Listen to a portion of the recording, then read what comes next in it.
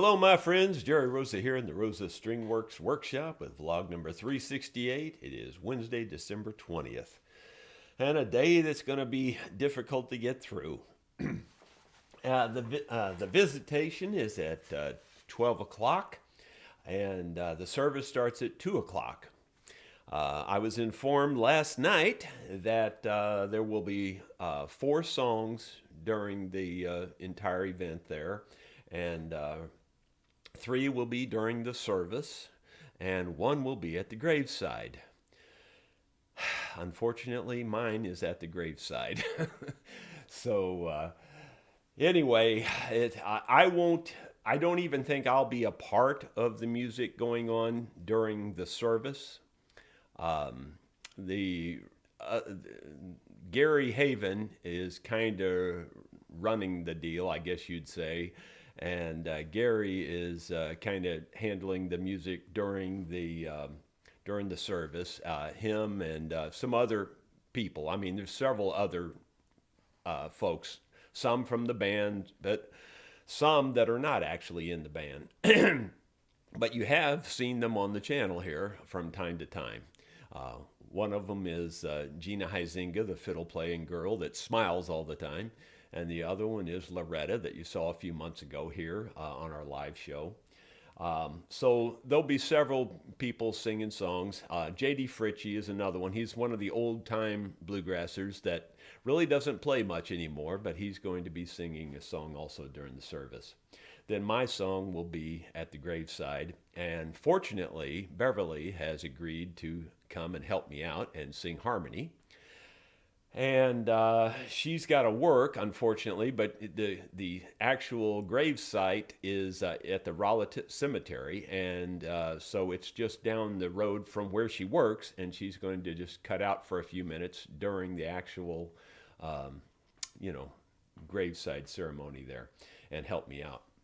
And Gary will back me up on guitar, and Don will back me up on bass. So and by the way, they also made me change it back to B flat instead of A. They felt that was too low. And, and that's not uncommon. When you get with the band, you can always sing higher than you can when you're singing by yourself. When you sing by yourself, you'll tend to sing it lower than you should sing it live. And I think that was the case with the A. It was more comfortable by myself with just the one instrument, but with the band, even B flat was on the edge of feeling low, to be honest. So they're right, and I am going to do it in B flat, but I don't think I'm going to try to do the C. That's a little bit high. Maybe I should try just plain B. That might work, but I don't know. Anyway, if we have time, we'll practice it, but I doubt we will. So it'll probably be B flat. So the believers out there need to pray for me because it's going to be tough. Did you see the video I released on the Ranger? I did the bushings, and at the end of that video, I showed the solar charger. And I have a little tiny clip here this morning on the solar charger, so take a look at this. Okay, let's see if I can do this one-handed again. It's pretty hard to do. But this is after about 10 days on the charger. So I'm trying to hold this with, you can see there, 12.6. Now it is sitting in the sun right now, but you can see how that keeps the battery charged up. So I am very happy with the solar charger, and I say thank you to that wonderful viewer who put that in my head. I don't know why I didn't think of that, but I'm sure glad you did. And yesterday, I cut a small batch of firewood. It turned out that I found 2 chains that were brand new and sharp. I had just misplaced them. I knew I had more chains. I just couldn't find them, and yet I did find them yesterday.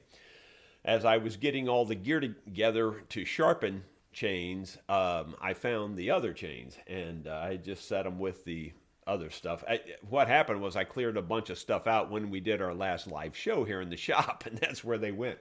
But anyway, I found those, so I went and cut some firewood yesterday, and just enough to kind of get me by for another day or two. Today, or actually, as soon as we're done here, I'm actually going to set up the sharpener and start sharpening some chains this morning. I'll still have time before I have to leave for the funeral. Here's a little clip on the current status of the Firewood. Well, there is what the 16th fill-up looks like. That's 8 full days, 2 times a day. And technically, this is 16, kind of 16.5. I put a little bit of a load in it yesterday at noon, so really it's slightly more than 16 fill-ups.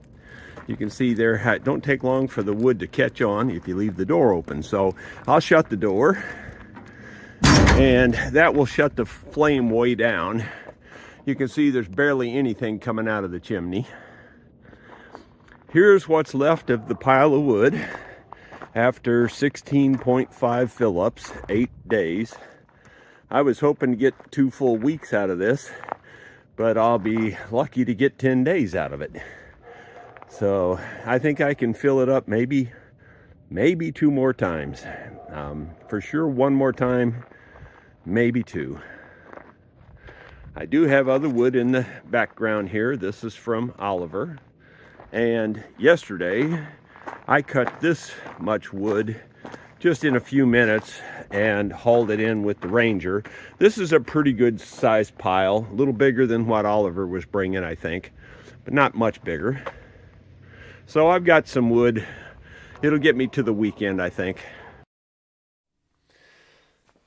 The never-ending saga, Firewood. And, you know, like I need one more thing. It's just nuts. It really is.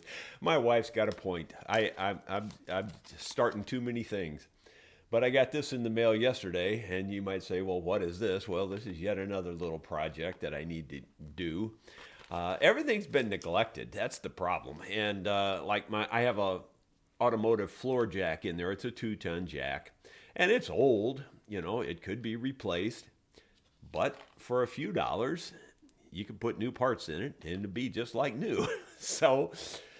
But you got to do the work. You got to take it apart. And you know, I'd rather do that than scrap it. You know what I'm saying? I just hate to scrap stuff because it's just more in the landfill. And if you can just put a few little measly parts in it and make it like brand new, why not? You know? Yeah, I don't know. It's a throwaway society, but I don't like to throw away. So finally here, do I really want to do this? I want to give you the song preview of what I've got so far, and quite honestly, it may or may not be much. Let me tell you the story here. Well, except that I can't find what I'm looking for. Oh, okay. Well, last night I sang what little bit I had of it last night in the band, and typically people give you some kind of feedback. You can usually read something even in their looks, but it was just kind of like blank stares. There was nothing. Nobody said a word. The subject was changed almost as soon as the song was finished. And I went like, ooh, that was kind of like stepping on a plum. It's just kind of... So I don't know if this is worth doing or not. See, you know, lots of people write songs and they just get so excited about their song and they just think it's the best song ever written and they just can't wait to get it out and show people and stuff. Well, I'm kind of the other way around. I'm kind of timid about when I write them. I don't hardly like to, you know, especially the first few times until I get some kind of reaction, I don't hardly like to let people hear it. But in this particular case, because I'm trying to get this done for tomorrow evening, I thought, is it even worth my effort? You know, so I don't want to spend time on it if nobody likes it. So I'm asking you to vote on this and in your comments, and please do not patronize me. You know, please don't. If you like it, just say yes. And don't say anything else. Just say yes. If you don't like it, just say no. Now, if you feel you have to say more than that, put it in a separate comment, if you would, please. In other words, just for the vote, just say yes. Just say no. And that's all I need to see. And if there's like, 6 no's and 3 yeses, well, I'll probably just skip it. You know what I'm saying? So just do that. I'm going to sing What I Have of It, and there you go. I must be nuts. Somebody really needs to have my head examined. Okay, here we go. A mother's love is given free. She prepares the meal on Christmas Eve, then kneels to pray. Dear Lord above, please hear my plea and bring my sons home safe to me on your birthday. A year ago they made their way. One chose blue, the other gray, and their mother cried. And right here, I would put in an amazing chorus if I had an amazing chorus to put in right here, but I don't. So here's maybe the start of the next verse. Pitiful. When morning came, she sat outside. Her eyes were fixed and open wide, and then she saw 2 roses blooming in the snow. Was this a sign she had to know? And that's all I've got.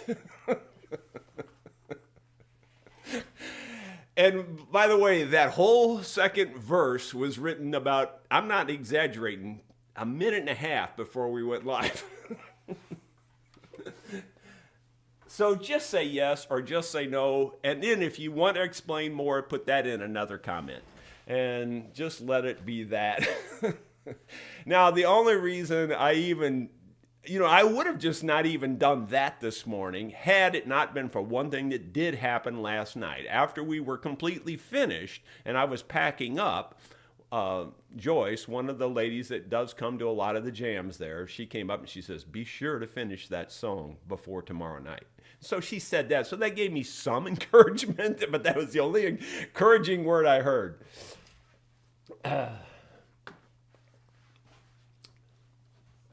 Okay.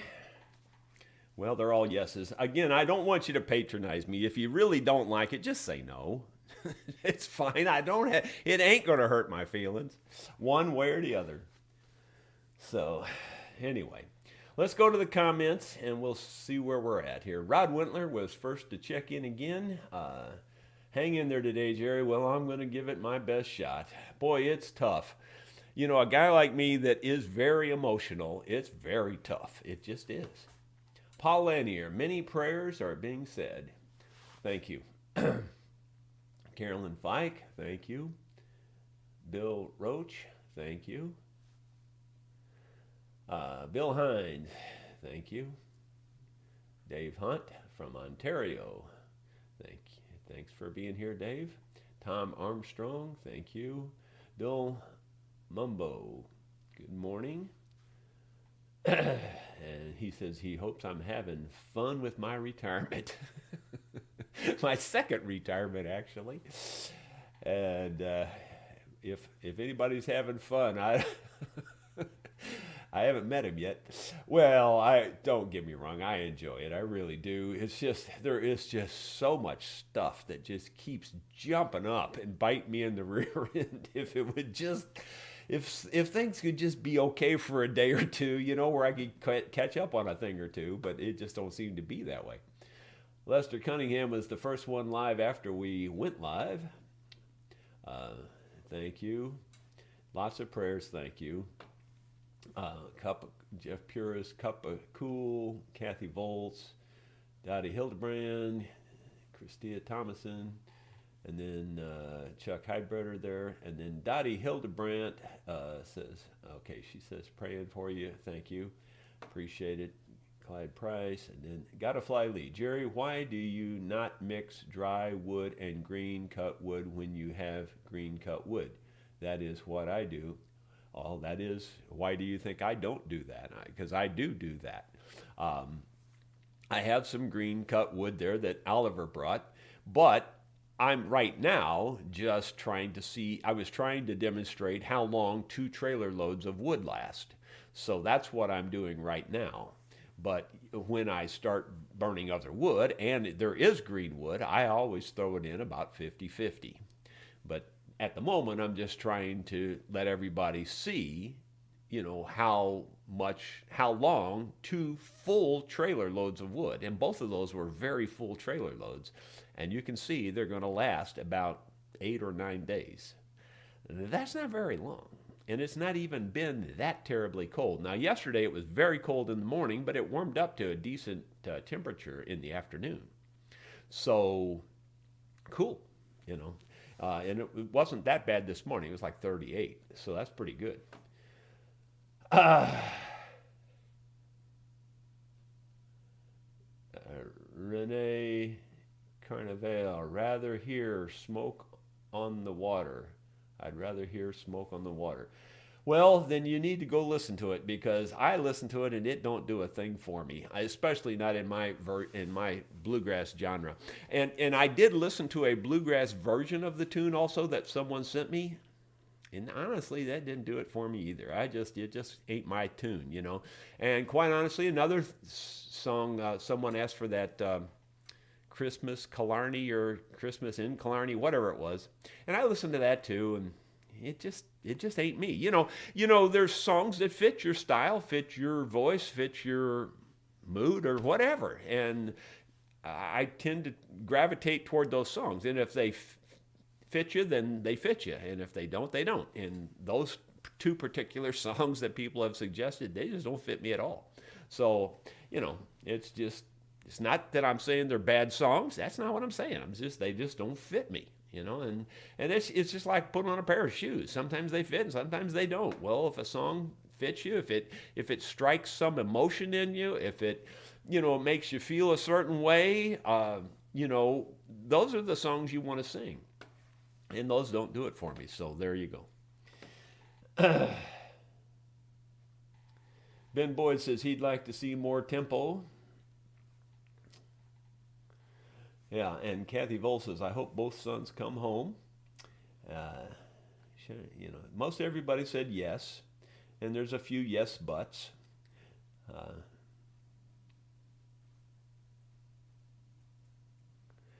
Tom says, there's too much pressure to finish it by tomorrow. The amazing chorus will come to you. If it comes, it comes, and I'm not promising it'll be done by tomorrow. I don't really feel pressure like that in that sense. I don't know how to explain it, but in a way, it's almost relaxing to me. It really, I don't feel any pressure to do it. So in case anybody feels that way, that's not the way I feel about it at all. If it works, it'll work, and I'll do it. And if it don't work, we just won't do it. It's just that simple. And I don't know. Arnold Palmer, by the way, tea and lemonade. Marigold Time, greetings from Sweden. Hello there. Ben Boyd, you'll do your friend proud today. Thank you. Steve Harris says yes. James Hopper. I don't know if that's a fair vote, to be honest, because the people that are thinking no aren't going to say it. I mean, that's the truth. So, I still don't know if it's if it's worth doing or not. It's I don't know how to explain it. You know what I'm saying. People want to be supportive. People want to say nice things. People, they don't really want to say, no, I wouldn't do it if I was you. Anyway,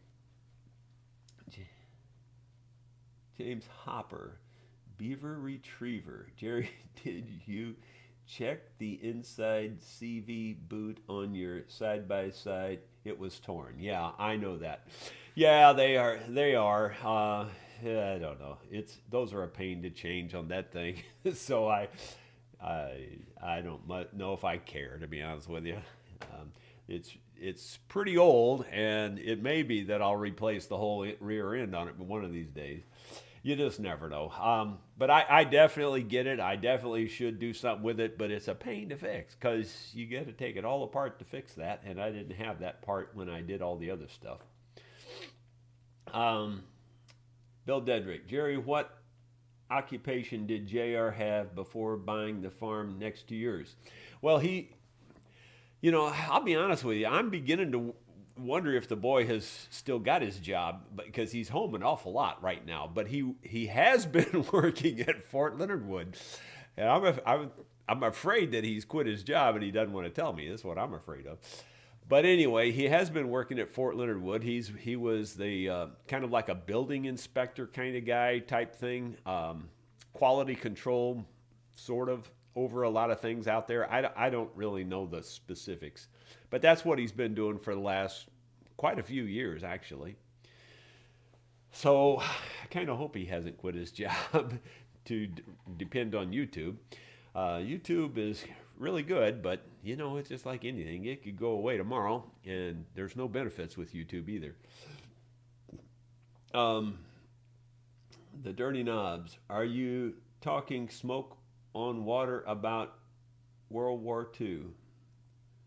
I don't know. No, I guess not, because the Smoke on the Water, the song they're talking about was that Deep Purple song. At least that's the one I think they're talking about. But no, I haven't. The World War II one, I think I've heard that once somewhere too. But anyway, no, I'm talking about the Deep Purple song. That one, I mean, it's not a bad song. It just don't do nothing for me,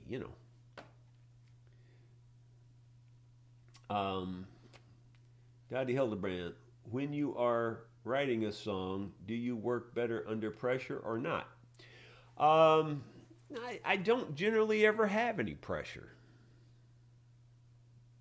one way or the other. I mean, like, it's not like, let me think about this. I have written songs for specific occasions, and I don't know that I can answer the question still. Even when like for tomorrow, I mean, in a way, this is for a special occasion. It's a song written, but I don't really feel any pressure to get it done. I mean, I'd like to get it done. And if it comes to me, I'll get it done. If it don't, I won't. So there you go. So I don't know how to answer it, Dottie, but I don't really feel any pressure, honestly, on songs like this. Um, James Hopper, Beaver Retriever, LOL, understand. Okay. I forgot what it was now. It's terrible. There's so many things here. I can't keep it all in my head, so I'm sorry. I forgot what it was.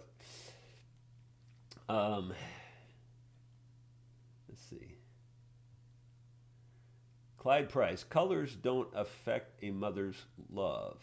Colors don't affect a mother's love. Would be good start for a course. Oh.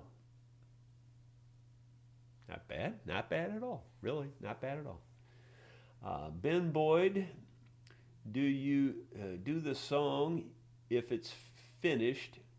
What's the worst that can happen? Plop. Been there, done that.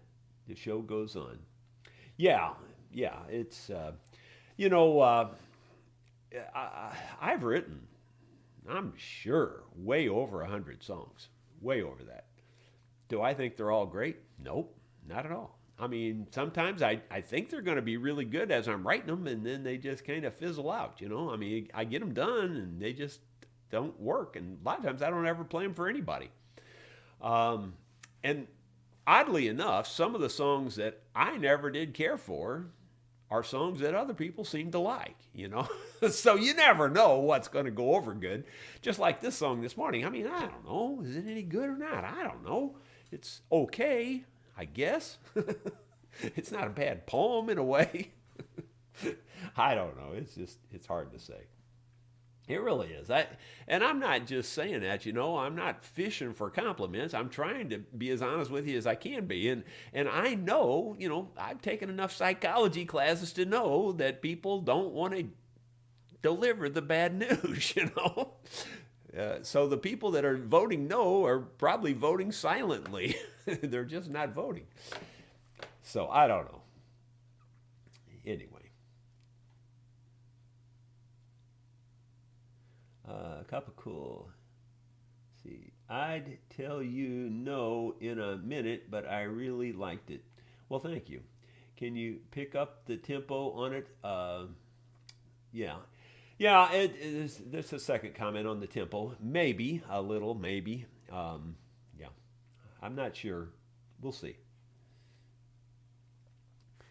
Marigold time. JR said he wouldn't shave off his beard until he quit his job. Okay. I can't recall if he's still got his beard or not. That's terrible. I don't remember. Bill Webb says, good morning. Charles Sokowitz, a late join from the chilly North Florida Sun Coast. Jeff Puris, when you write a new song, how do you save it so you can remember it? Well, I typically just write them down in the computer in Word or something like that. If it's a melody that typically after I write it, I can remember the melody, but occasionally there's, some issue, and sometimes I'll sing those into a small tape recorder or something like that.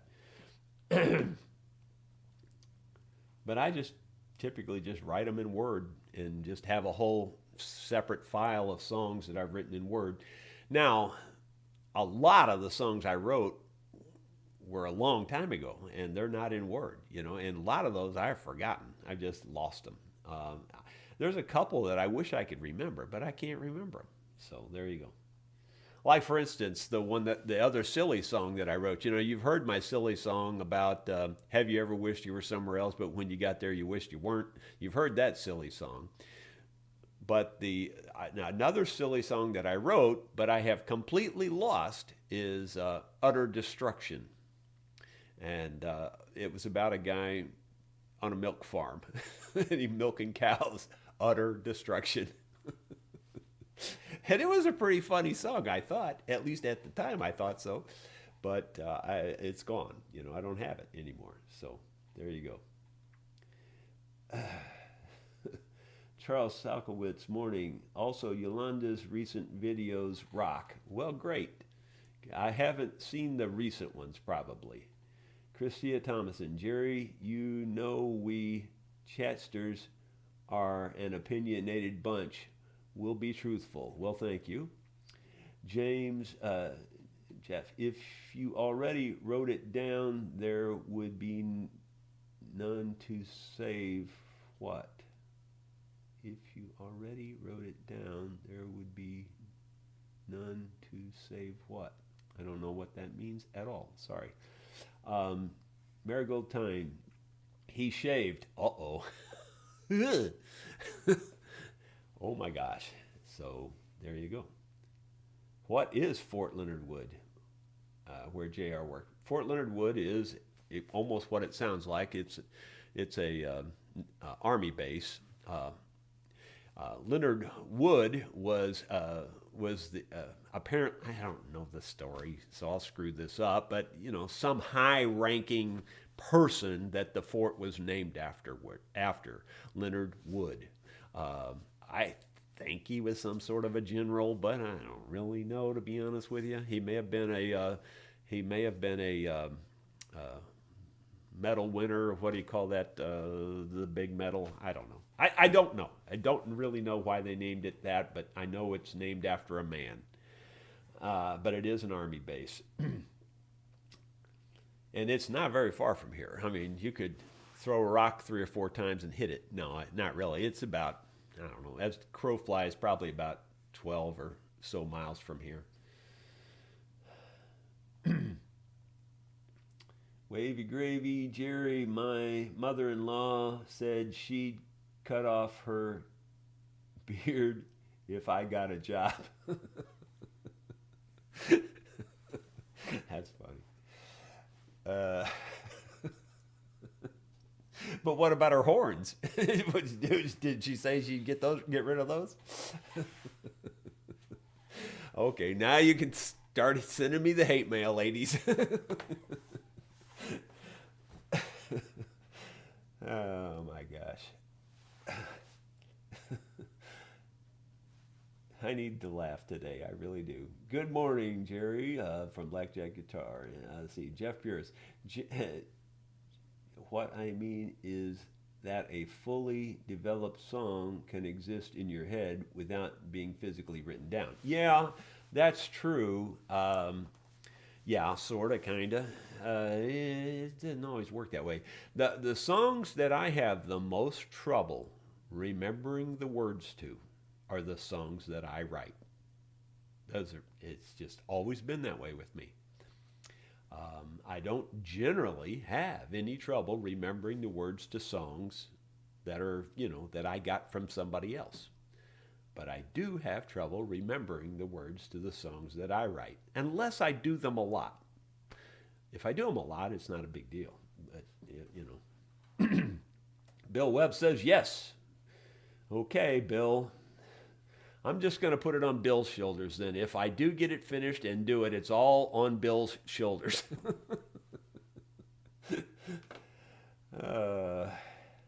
Yeah, Fort Lost in the Woods. Yeah, that's another nickname for it, Bruce Ducker says. Yeah, lots of people call it that. And there's a pretty good reason for it, in my opinion, too. I shouldn't make any comments, but I've had 2 or 3 people that were on base, like actual soldier type people that stayed here. Before we turned this into a rental retreat, we actually rented it out to different soldiers. not the rental retreat itself, but the old farmhouse. We actually rented the old farmhouse out to different soldiers and things. And they would be a good reason why you would call it Fort Lost in the Woods. Let's just say it that way. Oh my gosh. Let's see, moving on.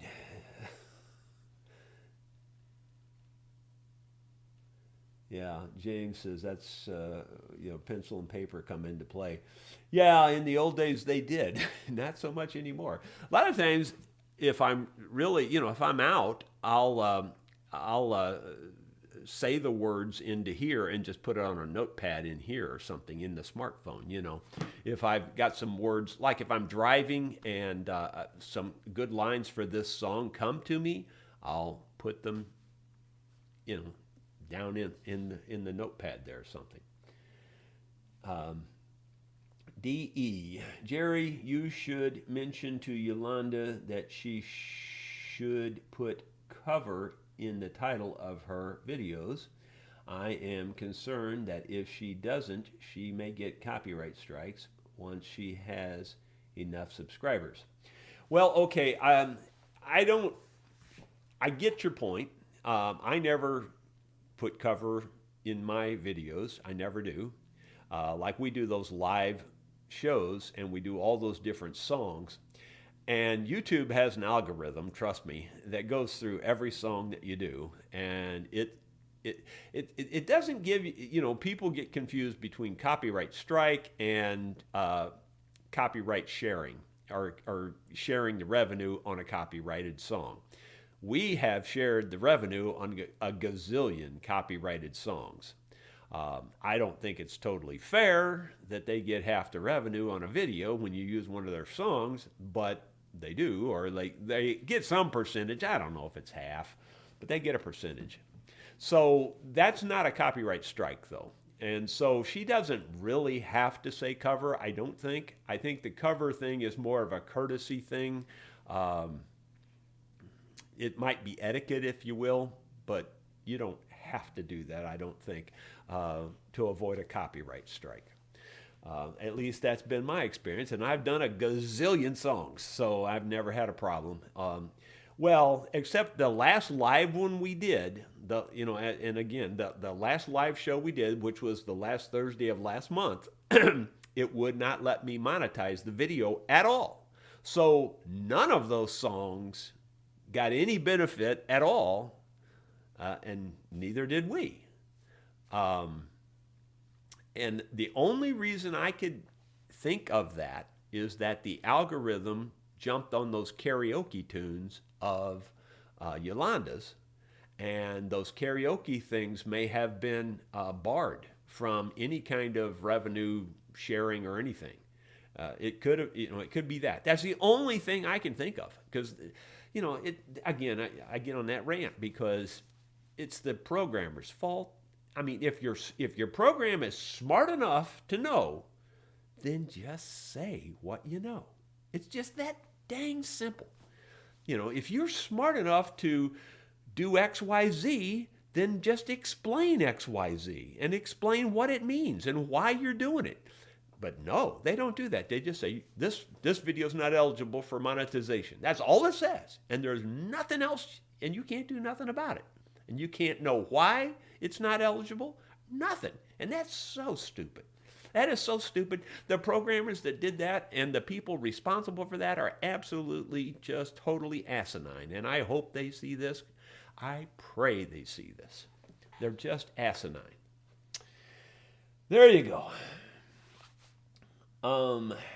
Anyway, moving on. Walt Willard.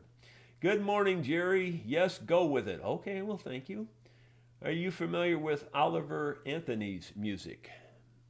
Seems like I've heard that name, but that's as close as I can come. Don't really know anything about it. She has a disclaimer on her page regarding copyrights. Okay. Well, her channel's not even monetized yet, so there's nothing that she has to worry about. But I have a feeling when she does get to the point where she's monetized, or maybe she did in the last day or two and I just don't know it, but when she gets to that point, I have a feeling she's going to have a rude awakening with all that karaoke stuff. I don't think she's going to be able to make any money from it. At least that's what I'm expecting right now. I mean, it's a total guess because, like I said, the program doesn't tell you. So I don't know. It's just sad. It's just so sad. Marigold Time. Every time I listen to Yolanda's videos with Patsy Cline pop up, the YouTube algorithm knows everything about you. Okay. I'm not quite sure I know what you mean there exactly, but I know the YouTube algorithms are pretty good. They're not foolproof. Like I said, in the last one, there were two firsts in the last one. The first, it was the first time it wouldn't let me monetize the video. That was the first time. Again, that was the first time we ever did karaoke. But it also was the first time that it was completely wrong on some of the songs that we did. Even though we couldn't monetize it, it still said, this copyright is owned by such and so, and you would be sharing revenue with this, or you would share revenue with this, or whatever. It's not, and they also usually say this is not a copyright strike. You're just sharing revenue or whatever. Well, there were two songs in the last one that we didn't even play. I mean, I didn't even know what the song titles were because they were foreign titles. They didn't even make any sense at all. Couldn't even read them really. And it's like, what's up with that? So, and you have no recourse. You're just at their mercy. And again, it's just so sad that if you write a program like that, you should be able to just say, and you have a legitimate complaint, you should be able to voice your legitimate complaint. But you can't. It's just pitiful. Absolutely pitiful. ND Rough Rider says yes. Wavy Gravy. Jerry, what's the difference between a rock guitarist and a jazz guitarist? One plays just a few chords for thousands of people, and the other plays thousands of chords for just a few people. There's a lot of truth to that. And yeah, I anyway. Let's see. There's one more comment popping up here. Ben Boyd from YouTube. The use of any commercial sound recording, such as an instrumental or karaoke recording, is not eligible for monetization. Okay, cool. Well, then that pretty much nails it down. If you're 100% correct, which I assume you are, I'm just making an assumption. But if you're correct, then absolutely that explains it. But all they would have had to do was just explain that and just put one little stupid line in there. Because if their code's smart enough to know it, it's smart enough to put the line in there. How do I know these things? Because I worked with programmers day and night for years. So I know all about this stuff. It's not like I'm making it up. Marigold Time. Well, at least Yolanda is out there for Nashville to discover. Yes, that's true. Uh, James, with all the things with strings we could create good vibrations for us to sing, sweet songs of love and pleasant things. There you go. That's some nice rhyming lines. Jeff Puris, wavy for people who can't keep time. Jazz is for people who can't keep time.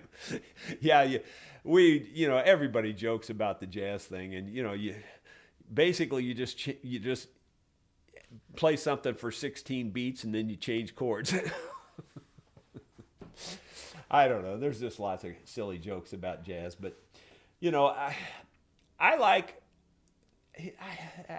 I hesitate to say this way because it sounds too broad.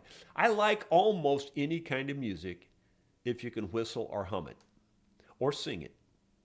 Whistle, hum, sing, or even sometimes just tap a beat to it. I generally like it if it's music. If it has nothing you can do like whistling or humming or singing, then it's not music. I'm sorry. It's just like that Sarah sculpture. It's not art. It's just not that. It's something else, but it's not music. Most of the time I say it's noise.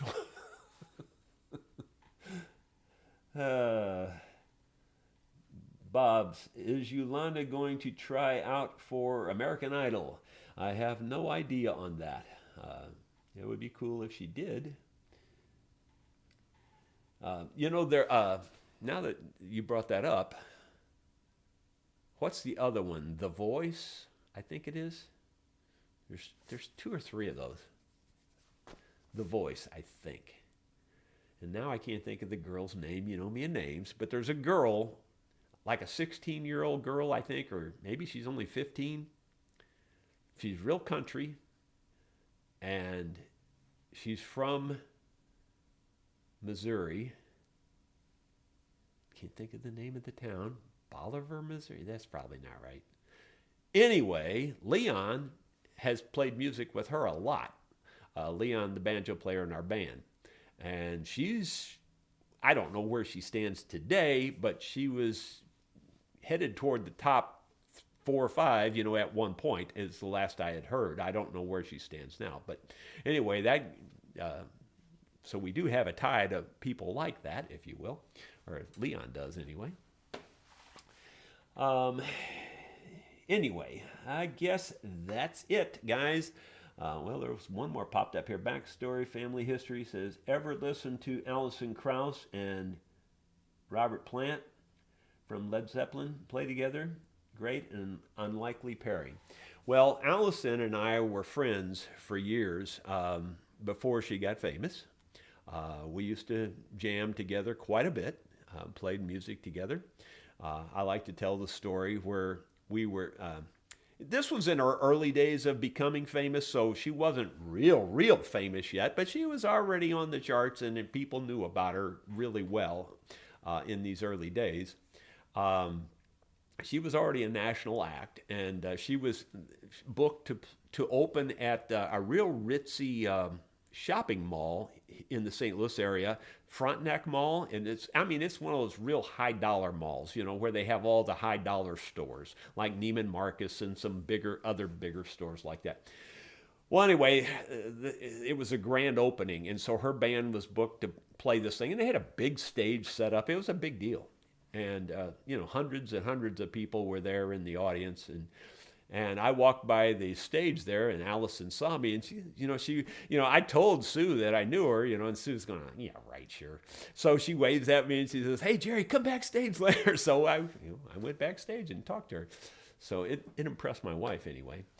But Allison is super, super, super nice. I mean, she's an incredibly nice girl. I agree, the Robert Plant thing, when I heard about that, I went kind of like, okay, whatever, What do they say? Every pot has a lid? Well, there you go. I guess she found who she wanted. Yeah. But listening to them together, I've only heard a little bit, to be honest with you.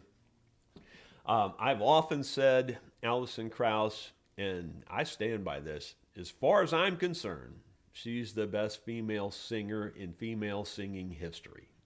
She is, and I say that having said this other thing. And the other thing is that when she first started out, and everybody was just raving about her voice at that time, when she was, like 13, 12, 14, something like that, I remember. People were just raving about her voice. Have you heard Allison? I said, yeah. It was okay. I mean, I thought it was okay. I thought at that time, I really felt like she was trying to sound like Dolly Parton too much. And, but she moved it over into her own thing. And gosh, as far as I'm concerned, she's the best female singer in the history of female singers. I mean, just incredible. Just incredible.